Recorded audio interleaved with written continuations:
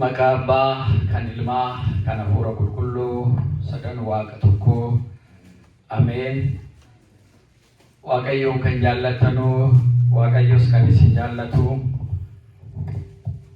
Amma ilma isaa tokkicha Gooftaa keenya Yesuus Kiristoosiin nuu kennee, innis immoo nama ta'ee nu jedhee du'ee du'a mo'atee amma ka'utti jaalala isaa kan nutti agarsiise, karoora Waaqayyoon nuu qabu kan jaalalaan nutti mul'ise.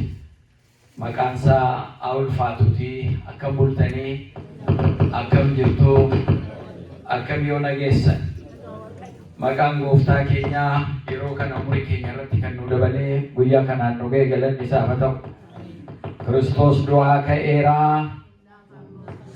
Seexana hidhee Addaamiin bilisa baasee nagaan har'aa eegalee ta'ee gammachuuf nageenyi maatiiwwan Kiristoosiin kan jaallattan, egaa du'aa ka'umsaa Gooftaa keenyaa Yesuus Kiristoos jechuun mana amantaa keenyaatti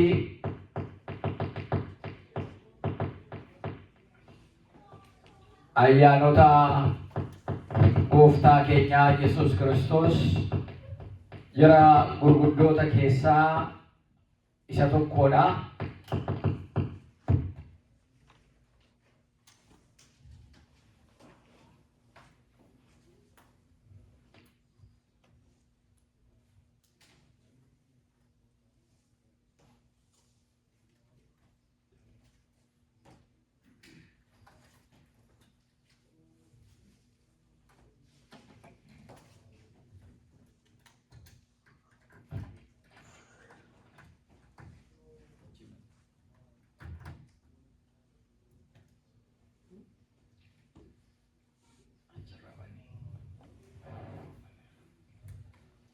Tole, sababa teknikaatiin rakkina uumameef dhiifama isin gaafannaa. Du'aa ka'umsa Gooftaa keenyaa Yesuus Kiristoos hiikaa amantaa Kiristaanaatiif hiika kan ta'e, bu'uura kan ta'edha. Kiristaanaa keessatti Kiristoositti amanuun inni guddaan ragaa wabii Gooftaa keenyaa Yesuus Kiristoos ta'uudha. Kanaaf ayyaanota Gooftaan keenya Yesuus Kiristoos mana kiristaanaa keessatti kabajamu keessaa inni guddichi tokko du'aa ka'umsa isaa kanaa jechuudha. Du'aa ka'umsa gaafa kaasnu har'aa torban sadaffaa eega du'aa ka'ee boodaa kan jirudha. Barumsi keenya guyyaa har'aa akka amantaa Ortodoksiitti Wangeela Maatiyos, Wangeela Luqaas boqonnaa 24 lakkoofsa 13 jalqabee isa jiru ta'a jechuudha. Inni kunis karaa deemtota Emaawusiin kan ilaallatudha. Mata duree barumsa keenyaa Gooftaan keenya Yesuus nu waliin deemaa isa jedhudha. Gooftaan keenya Yesuus nu waliin adeemaa isa jedhudha. Mata duree kana godhannee hiikaa fi iccitii barumsa guyyaa har'aa kennamu kana keessa ilaalla. Gooftaan keenya Yesuus nu wajjin adeema. Jara Emaa'us namoota lamman jedhameetu katabamee jira. Yerusaalemii ka'anii gara Emaa'us namootni lama deemanii jedhama. Qaleyoophaas jedhamu barreessee jira. Luqaas garuu of hin barreessine. Barreessaan wangeelichaa isa gatii ta'eedhaaf wangeela Luqaas irratti boqonnaa 24 irratti gatii argamuuf. Qaleyoopphaa fi Luqaasisuma kitaaba kana barreesse. Lamman isaaniitu eega Yesuus Kiristoos fannifamee du'ee du'a mo'atee ka'uunsaa eegaa dubartoonni halkan naqanii awwaala isaa shittuu dibuudhaaf, urgooftuu dibuudhaaf gaafa dhaqanii owwaala sana keessatti Yesuus Kiristoosiin arguu hin dandeenye. Foon isaa arguu hin dandeenye. Kana duwwaa miti owwaalli sun banamee ture. Dhagaan sun irraa gangalatee ture owwaalicharraa. Kanumaaf ala sanatti jarri sobaan isa fannisanii, jarri sobaan isa dabarsanii kennanii, tarii reeffuma isaayyuu dhufanii fudhataniiru jedhaniitu dubartoonni sun garaan isaanii raafame. Boo'anii gaddanii. Qulqulluu ta'ee utuu jiruu fannisanii cubbuun tokko kan irratti hin argamne hojii isaatiin afaan isaa keessaa badiin tokkollee kan hin argamne nama qulqulluu Waaqa birattis nama fuuldurattis jecha isaatiinis hojii isaatiinis qulqulluu kan ta'e sharaan dabaan murtii du'aatti dabarsanii kennanii eenyuyyuu sabran dhaabbanne yeroo sana eenyuyyuu isaa wajjin gatii hin turree fi uumamni lafaa gaggalagalee hundumtuu gaddee haqni dabdee dhugaan dhokattee bakka turti sanatti gaddanii gatii turaniif jarri immoo abdii irra kaa'atanii Yerusaalemiin bilisa kan nu baasu isaa jedhanii gatii abdii irra godhatanii turaniif abdii isaanii sun jalaala dukkanaa'u dubartiin sun dhattee gaddite nu jalaa fudhataniin jettee Phexros faas immoo jaratti dhattee hin jiruum lafa awwaalame sana hin jiruum jennaan Phexrosii fi Yohaannis immoo kaatanii dhaqanii barattoonni arganii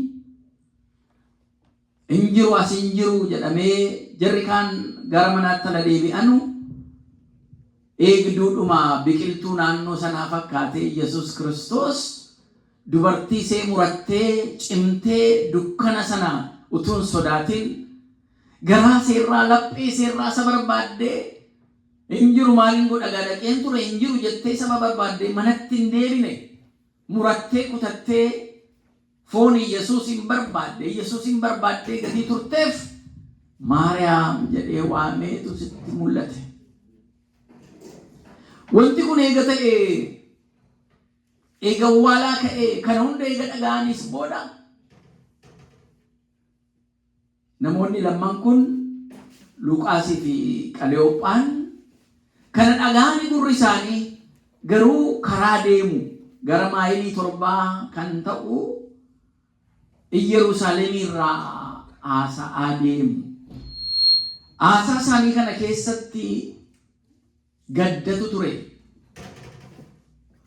Dadhabina hafuuraatu jara keessa ture. Xolloganii mogoleen isaanii laafee dadhabanii waa'ee dhuma taatee Yerusaalem sana keessatti ta'e walitti haasa'aa karaa adeemu. Nama ajaa'iba.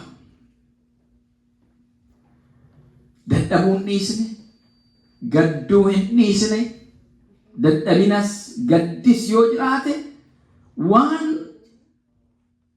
qe'ee isaanii magaala isaanii biyya isaanii sana keessatti ta'e haasa'aa deemu walitti haasa'aa deemu.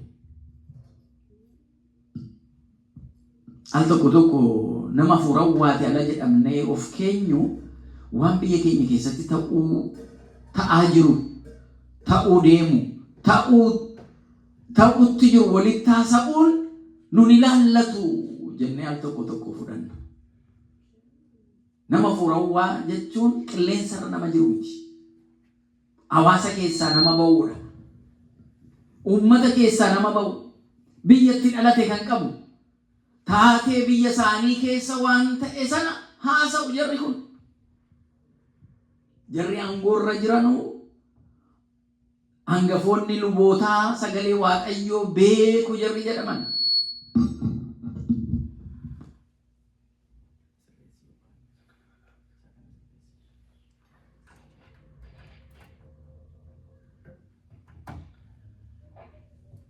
Jirri sagalee Waaqayyoo beeku jedhaman ilma Waaqayyoo kan ta'e Yesuus Kiristoositti akkamitti akka murtii dabaa itti murteessan, nama qulqulluu akkamitti akka fannisan, jarri aangoo irra jiranus murteessanitti dabarsan. Waa'ee jara kana haasa'u jechuudha jedhu karaa deema. Na ajaa'ibaan tokko nuyis Kiristinnaa keessatti namoota hafuurawaa taanee waan hawaasa keenya keessatti ta'u, waan biyya keenya keessatti ta'aa jiru, bakka dhugaan jirtu, bakka haqni jirtuu fi bakka immoo haqni dhugaan dhokatte walittaa isaanii wal qaraa fedhii Waaqayyoo kam keessa jira, dhugaan Waaqayyoo kam keessa jira jedhanii wal hubachiisuun baay'ee barbaachisaadha. Namoonni kun dadhabbii qabu. Namoonni kun abdii jarri godhatan. Barsiisaan isaanii dura bu'aan isaanii abdii Yerusaalemin bilisa nuu baasanni jedhanii irra kaawwatan namni isaanii sun jalaa qabameetu fannifame. Luqaasiif Qaloophiyaan kun akkuma saba keenyaa natti fakkaatu.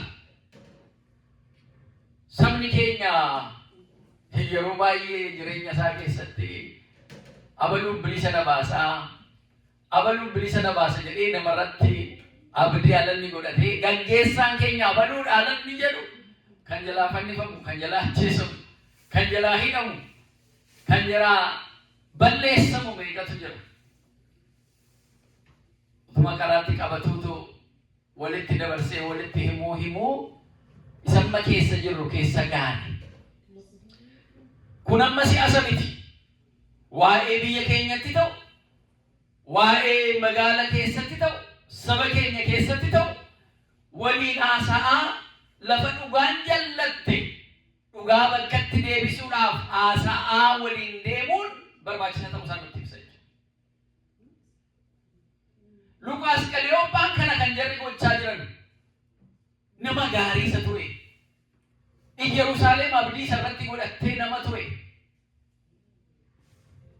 Gocha isaatiin dogongora tokko yakka tokko kan hin raawwanne,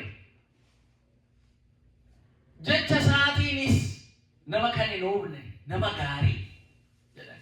Nama gaarii inni jedhan sun teessoon isaa fannoo ta'e. Murtiin isarratti darbe fannifamuu ta'e.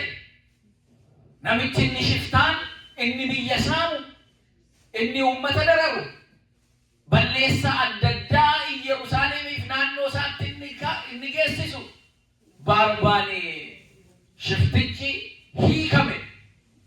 Yesuus inni dhugaan fannifame. Isa kanayyuu xiinxalanii ilaalu sammuun namaa kan kennameef isa amaaf isa dhugaa, isa gaariif isa gaarii hin taane addaan baasnee ilaalluudhaaf Waaqayyo nama godhee nu uume. With conscious hubannoo qalbii qabeessa godhee Waaqayyo nu uume. Galanni Waaqayyoodhaaf haa ta'u. Kana uumamni jarri kaan horiin kana gochuu hin danda'an, uumamni inni kaan kana gochuu hin danda'an. Namni garuu akka fakkeenya Waaqayyoo tana jennu isa gaarii isa badiirra addaan baasee akka laaluuf uumamne jechuudha. Luqaas Qaliyooppaan kana haasa'u. Maal kam nama gammachiisa jarri kun haasaan isaanii. Dadhabanus abdiin jarri qaban keessatti awwaalaan itti cufamus immoo dhaga'anii jiranii waan dubartoonni dhaqanii immoo awwaala keessan jiru jedhan sanas immoo dhaga'anii jiran. Waan ta'e naannoo isaaniitti waan ta'e sana dhaga'anii jiran. Isa kanas immoo ilaalanii karaa deemuu isaanii garuu hin dhiisne ture. Bakka deeman qabu. Maal haasofnaa laata gaafa walitti dhufnu jara keenya? Waa'ee maalii haasofna? Haasaan keenya, mariin keenya waa'ee maaliiti? Haqni keessa jira, dhugaan keessa jira. Dhugaa barbaannaa haqa barbaanna moo kijiba hojjenna? Haqa balleessina. Dhugaa isa fannifame, isatti murteeffame, dhugaa kana sammuu keenyatti xiinxallee ilaallamoo dhugaa kaanii owwaaluuf deemna? Kijibaaf soba hojjechuu deemna. Achirratti dubbiin jallannaan bannaan iji keenya hin hidhama. Iji keenya hidhamnaan immoo isa nu wajjin deemu baruu hin dandeenyu jara keenya. Gooftaan Yesuus Kiristoos namoota kanaa wajjin akka keessummaa, akka kara deemaa ta'eetu jara kanatti dhufe. Jarri kun qaamni isaanii dadhabee jira. Ala fuuraan dadhabnu, ala qaamni keenya dadhabu, ala wal afuuran taaneen wal dadhabsiisnu isa nu wajjin hin deemu akka nu hubanne nu taasisa. Ija afuurawwaa keenyaa nu jalaa cufa. Akka afuurawwaatti ijoollee abbaa tokkoo taanee yaa abbaa keenyaa jennee ala Waaqayyoon kadhannu. Hundumti keenya waan Waaqayyo nutti mul'ise waan gaarii ta'e walitti finneetu walii waan gaarii hojjechuu yoo dadhabne afurri wal dadhabsiisu ta'a. Afurri wal dadhabsiisu immoo yoo ta'e ija afuurawwaa keenyaa sana cufeetu isa nu wajjin deemu iyyuu hubachuu dadhabna. Yogguu kanayyuu jarana lama taatanii akkana qaamni keessanis dadhabee arrabni keessan immoo walitti haasa'aa waliin mari'achaa kan isin deemtanuu fi waa'ee maaliitii jedheen Gooftaan keenya Yesuus Kiristoos jara wajjin jechuudha. Sadaffaa ta'e. Eenyu akka ta'e garuu jarri san barre. Maal namichoo ati Yerusaalemiidhaa fi keessummaadhaa isaan jedhan. Waan Yerusaalem magaala keenya keessatti ta'e ati hin beektuu jedhan akkarraa sooshaal miidiyaan kun hin jiru. Akkarraa televiziyoonii reediyoon kun hin jiru gaafara sanatti waggaa 2000 ilaala. Waggaa 2000 miti. Waggaa 100 waggaa 50 illee odeeffannoon akkamitti nama bira gahaa akka ture immoo ilaala hubadhaa. Bara durii namni walirraa fagaatee yoo jiraate abbaan irraa du'e haatillee yoo jalaa duute waggaa meeqatti dhaga'a? Eenyutu iddoo sana jira jedhamee yaadattuu poostaan biyya keenyaa mallattoonsaa muka lama akka kana keessa poostaa kaa'amee deemama. Akkammaa poostaan karaa poostaan saanduqa poostaa qabaannee teessoo keenyaatti xalayaan nuu dhufu hin jiru. Akka irraa bilbila kana neetworkii qabaannee walitti dhufuun hin jiru. Sammuun namaa kan nama ajaa'ibsiisu rakkoo keessa jiru yeroodhaan furmaatatti furaa deemeetu ammaa kana maayilii amma kana biyya keenyarraa fagaannee maal takka taa'aa jiru bakka dhalanne sararraa dhageessuu dandeenya. Addunyaa hundumaarra maaltu taa'aa akka jiru neetworkiidhaan sammuun namaa walitti hidhee maaltu addunyaa kana keessatti akka taa'aa jiru hinuma dhageenya. Amma sammuun keenya bilisa ta'etti, amma dhaga'uu barbaannetti jechuudha. Amma na'uun keessa ba'ee odeeffannoon baay'achuu isaarraan kan ka'e isa dhugaa ta'e isa dhugaan taane addaan baasuu yoo dadhabne jechuudha.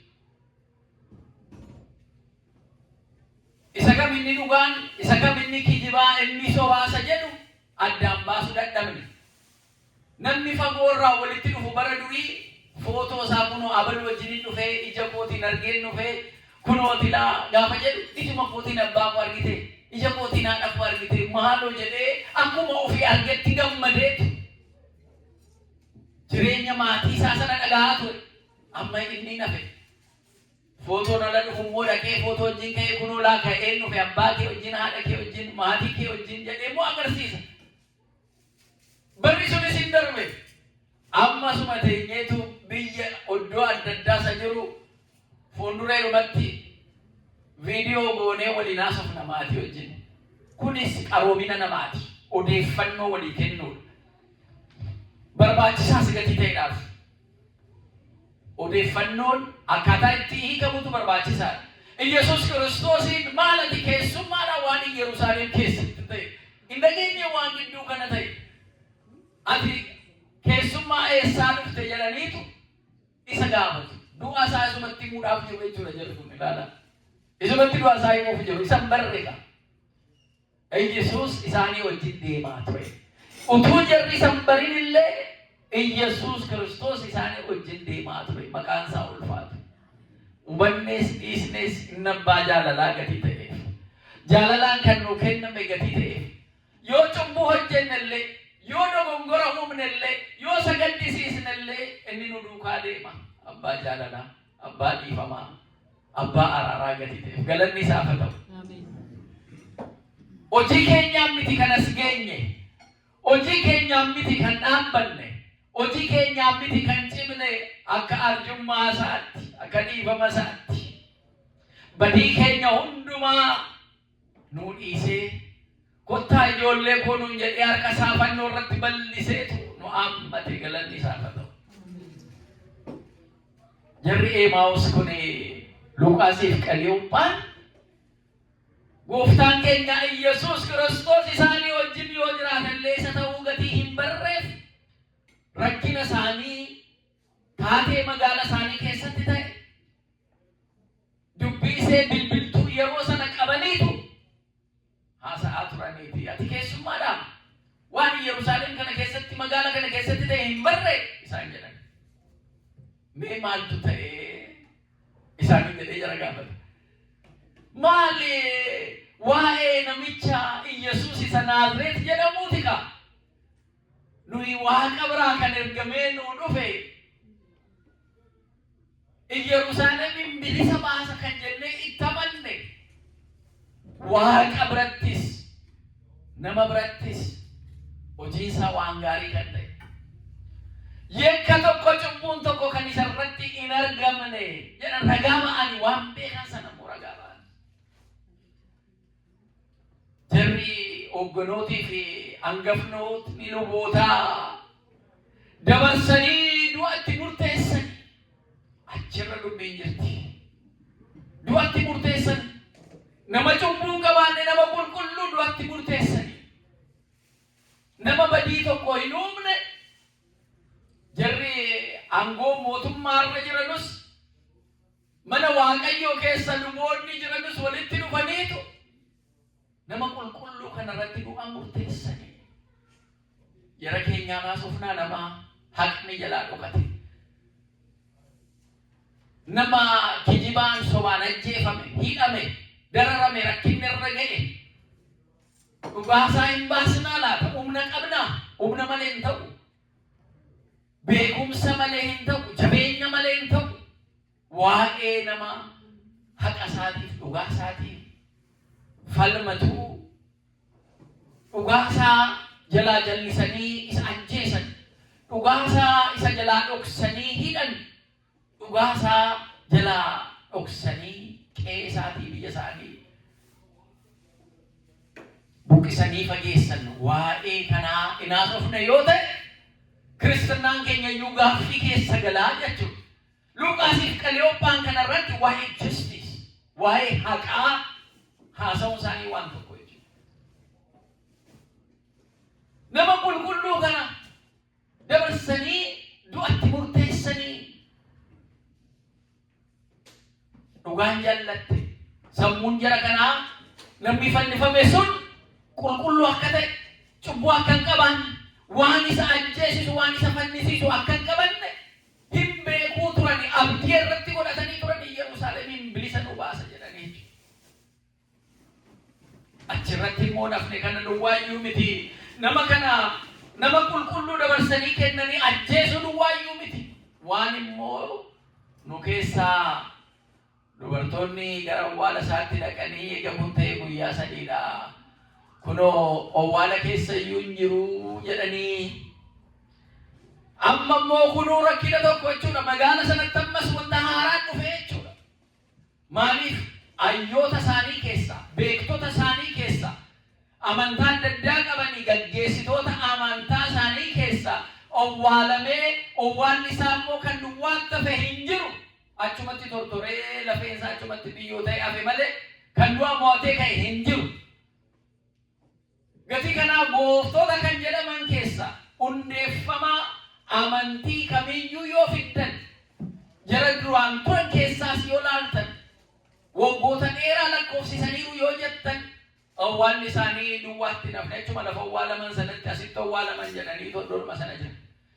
Kan Yesuus Kiristoos garuu adda.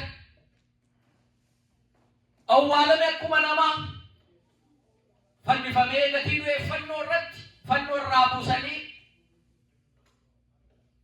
owwaala haaraa keessatti Yoosefii fi Niqoodimoos owwaalan. Adammoo owwaala sana dhagaadhaan cufamee wattaaddaraan jara ciccimoo humna qabanii dammaqanii eegaluun owwaalli sun akka eegamu guyyaa sadaffaatti al'iin ka'a jedhanii akka haasa'ee jiru hin beekna maal goonaan eegsifannaan akkana isinii godhe kana caala akka barbaadan godhadhaa jedhee mootummaanis qeesonni namootuma beekan sana luboonni naannoo sana jiran beekanu isa ciccimoo fidaniitu owwaala sana eegsisan.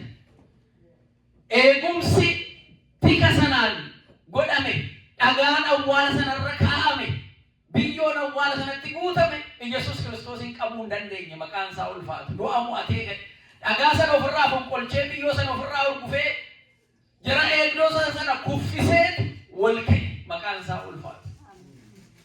Inni kun Kiristinnaa keessatti bu'uura guyyaa guyyaadhaan wal barsiisaa deemnudha jechuudha.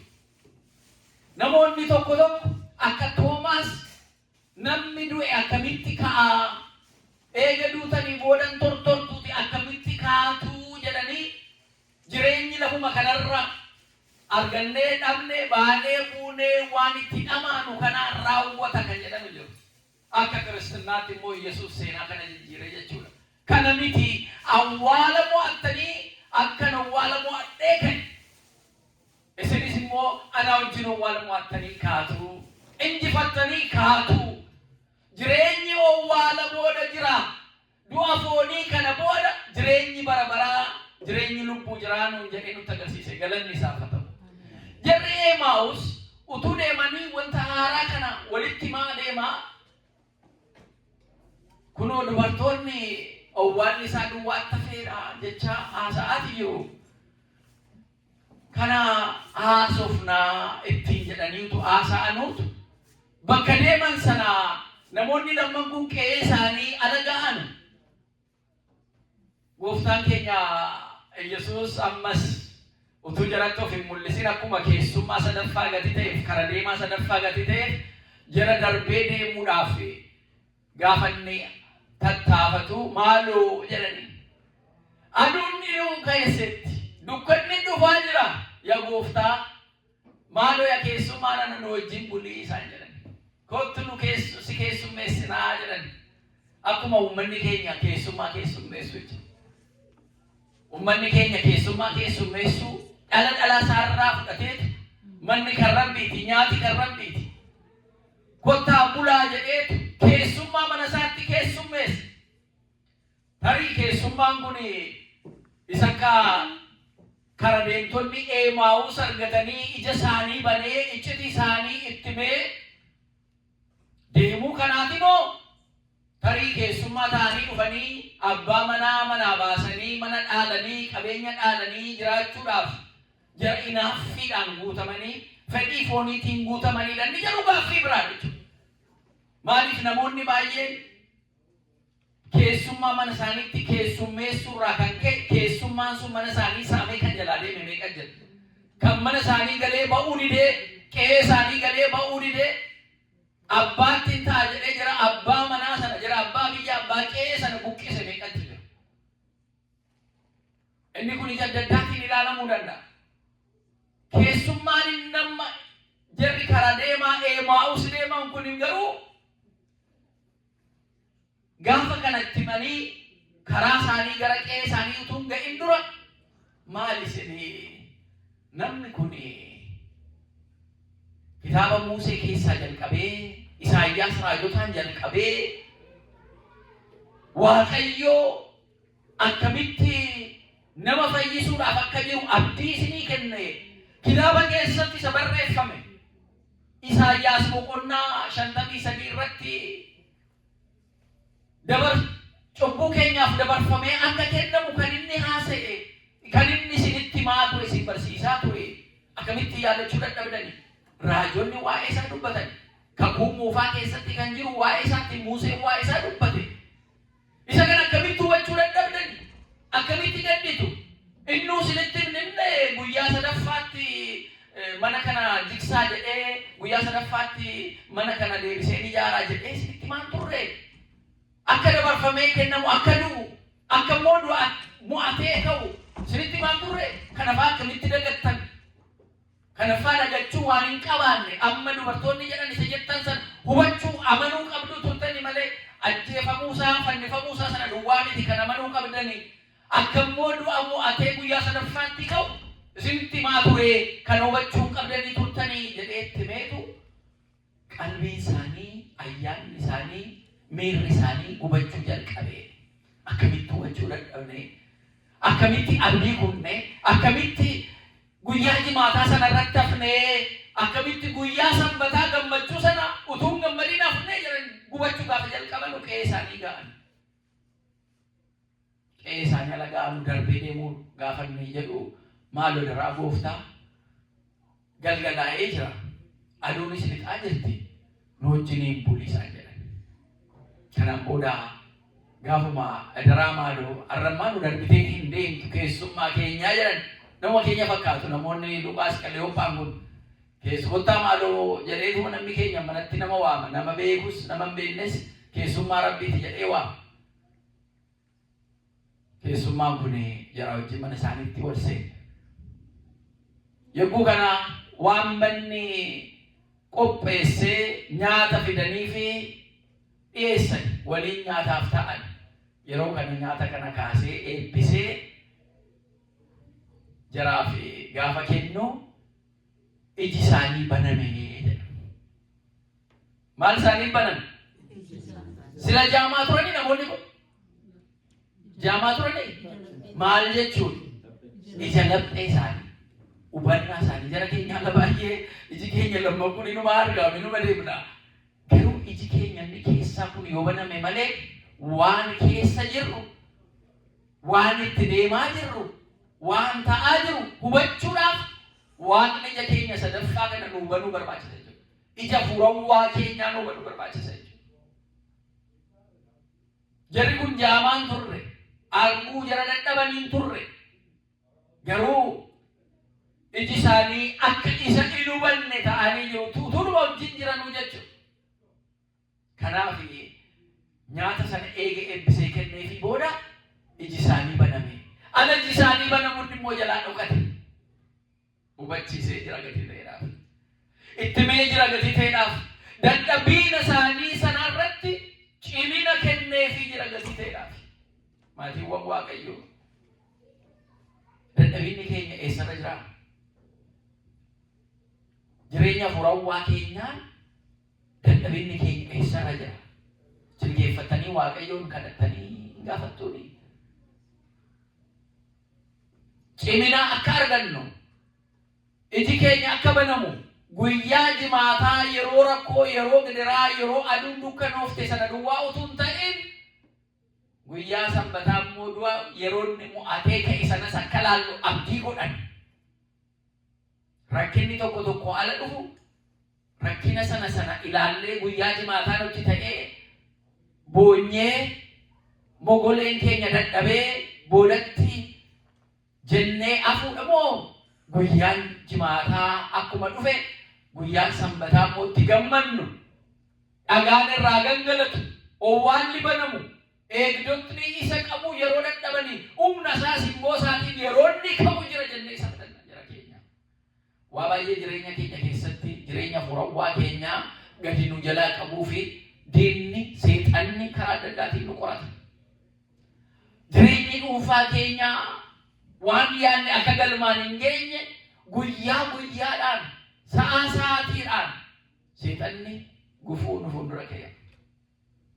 Gufuu sanaan gufannee boodatti deebina moo yaa Waaqayyo gaachana nuu ta'i. Gufuu kanas karaa kiristinnaa akkuma beeknu karaa bal'aa miti, karaa qal'oodha. Namoonni irra deemanus immoo namoota murtaasa. Karaan inni bal'aan karaa cubbuuti, karaa foonii. Isarra namoonni baay'een hin deemu. Dhumni isaa garuu du'aa jedha. Karaan amantaa garuu karaa see qalloo gati taate. Namoonni irra deemanus namoota muraasa gadi ta'e. Jara muraasa inni keessatti na hidhe yaa Waaqayyo. Lakkoofni koo jara mootummaa kee dhaalanu karaa qalloo kanarra deemanu keessaa tokko na taasisi jennee isa kadhannamoo tarii waan tokko al argannu gammannee burraaqnee maqaan keenya waan gaariidhaan ala ka'u baay'eetti gammannee ichisnee moo qormaanni tokko maal dhufnu abdii kudhannee dhuma teellaatti deebina moo akka jara Emaa'uus kan yoo maaliyyuu ta'e jara kanarraa waa'ee Yerusaalem waa'ee taatee haqaaf dhugaan fannifamuu sana dhiisne jechuudha. Kanaaf itti mul'ate. Isa booda jarrisi Yerusaalemitti deebi'an. Dhugaadhaa Kiristoos du'aa ka'eeraa jedhani jarrisi. Ragaa wabii kiristinnaa keessatti nuyi du'aa ka'eera la jennu isa amma itti amannu kana nu duwwaa amannee miti. Ergamoonni jedhani qulqulloonni jedhani gooftaanis du'aa ka'uusaa agarsiise. Toomaas inni caalaa ilaalcha maqiru caalaa lakkaanne nama kanaa du'aa kee jettanii haasoftan kana nageenye naga'uusii kanan beeku sanii yoonuma jettaniyyuu quba koo harka isaa isa urameef miilla isaa isa urame mukarratti ittiin waraanamee fannifame sana keessa yoon galchu. Harka koo fuudhee cina isaa keessa yoon galchee isa dheebuudhaan waraaname sana yoon arge malee hin amanuu jedhee ture. Gaafa mana cufaa sana keessatti, mana cufame sana keessatti nagaan isiniif haa ta'u itti mul'ate. Inni achi hin turre Toomaas kanaan inni jedhu. Qaamaan achi hin turre. Inni hiriyootuma isaatti hima. Jarachi jiran keessatti hima. Barattoota isaa sanatti hima. Hin amanuu jedhee jechuudha. Garuu yeroo hundumaa isin wajjin hin jiran hin jedhe. Amma nu wajjin jiramoo hin jiru? Nu wajjin jiramoo hin jiru? Kana amanuu baay'ee barbaachisaadha. Toomaas isan achitti haasa inni hin beeka jira wajjin jira. Amma duwwaa miti. Amma dhuma lafaatti. Amma addunyaa kana dhuma addunyaa kanaatti isin wajjin hin jiran jedhe maqaan isaa ulfaatu. Kanaaf jabaannee as jirra jara keenya. Isatu nu jabeessee ayyaana isaa nurratti buufateetu nu eega. Yoo kufnellee kanaaf kaana. Yoo bitintiraannellee jabaannee isa hirkoo godhannee dhaabbanna. Kiristinnaa jechuun nuti hin kufin. Qulqulluudhuma taliilaa akka bishaan calaltuu ganamaa taliilaa ganamaa taanee jiraachuu miti. Bu'uuraquunis hin jiraatu. Dhagaan fuulduree keenya dhufuu danda'a. Tabbi dhufuu danda'a. Keessa isa qabannaan inuma ceena. Jireenyuma dhuunfaatti iyyuu maatii keessan ala gaggeessitan, ijoollee keessan ala gaggeessitan, bakka hojii keessanittis jechuudha. Gatii kanaatiif jarri kun dhufanii dhugaadhaa. Du'aa ka'ee jira Yesuus. Nuttis mul'atee jira gooftaan jedhani. Qaleyoophaattis Luqaasis nu isa arginee jirraa jedhanii dhugaa ba'anii jechuudha. Gatii kanaatiif wanti isin jalaa abdiin isin jalaa owwaalame yoo jiraate numa ka'a jira keenya.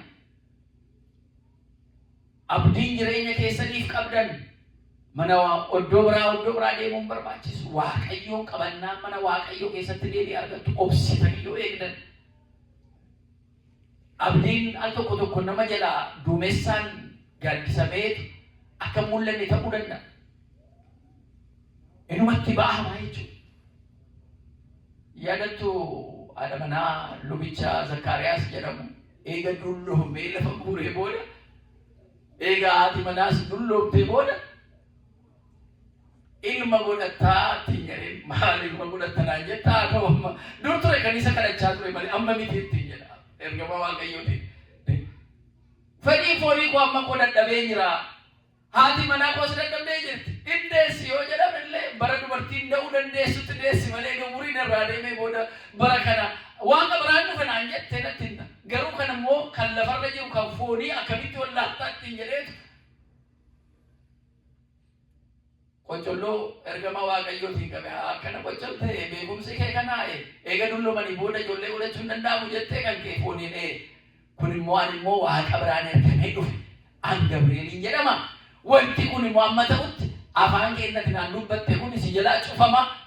Isa kana immoo ija keetiin argitaa ittiin jedhe. Hojii waaqayyoo nama ajaa'iba. Saayinsii miti. Beekumsa foonii miti. Hubannoo foonii miti. Waaqayyo inuma hojjeta. Maqaan isaa ulfaatu. Kanaaf isa waaqeffanna. Kanaaf ganama galgala maqaa isaa waamnee hin quufnu. Hojii waaqayyooti. Gati kana abdiin kee akka guyyaa jimaataa fannifamee yoo nu jala owwaalamellee akka jara abdiin qabne hin taanu owwaalamee fonqolchee ka'uu danda'a.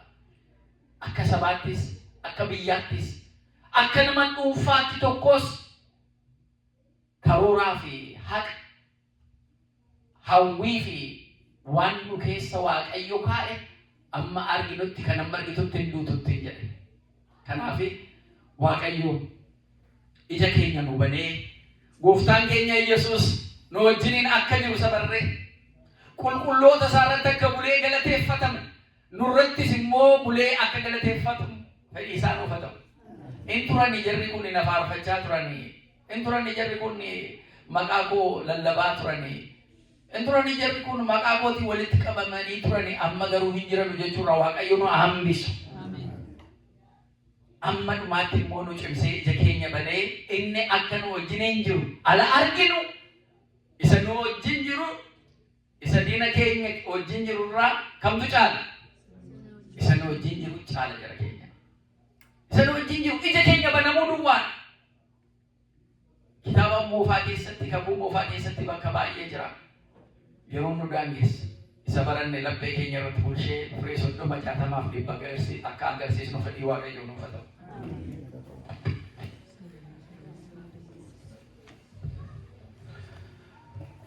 Hai waaqa nu barsiifatee waaqa nu gorfatee galanni guddaan haa ta'u. Abbaa keenya akka gaariitti si mangala keessa caqasanii nu barsiisaniiru waaqayyoo sagalee jireenyaa sana dhageessisu. Sagalee jireenyaa sana dhageessisu. Sagalee jireenyaa sana dhageessisu. Waaqayyo hunduma keenya dhaalta mootummaa isaatii nu haa taasisu. Nama dhaga'ee ittiin baduu hin ta'in nama dhaga'ee ittiin jireenya bara baraa argatu hunduma keenya waaqayyo nu haa taasisu.